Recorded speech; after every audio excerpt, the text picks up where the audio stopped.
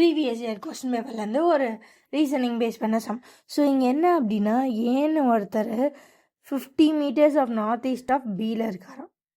So பியிலேருந்து north east. So directions first எழுதிக்கலாமா? NEW news.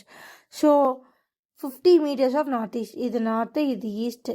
So இதுக்கு 50 பிலேருந்து 50 meters நார்த் ஈஸ்டில் யார் இருக்காரு அப்படின்னா ஏ. அகெயின் பி வந்து எப்படி இருக்காங்கன்னா, இவங்க 15 meters of north west of C. So சிலேருந்து நார்த் வெஸ்ட். ஸோ சிலேருந்து மேலே நான் நார்த், இந்த பக்கம் நான் வெஸ்ட்.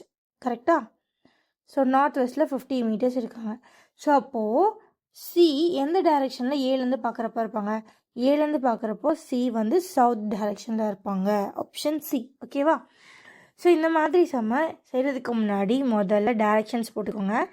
அது ரொம்ப ரொம்ப இம்பார்ட்டண்ட். அதை விட இம்பார்ட்டண்ட் என்ன அப்படின்னா, ஸோ இங்கே என்ன கொடுத்துருக்காங்கன்னா C north west of B. So இப்போ என்ன எழுதிருக்கக்கூடாது? ஃபஸ்ட்டு பி சொல்லிட்டாங்கப்பா, அடுத்து பியை தான் சொல்லுவாங்க. பியோட நார்த் வெஸ்ட் அப்படி சொல்லி எழுதுனீங்கன்னா சம்ம வந்து தப்பாயிடும். ஸோ யாருக்கு அப்படின்றத கொஞ்சம் கிளியராக பார்த்துட்டு நீங்கள் ஆன்சர் பண்ணுங்கள்.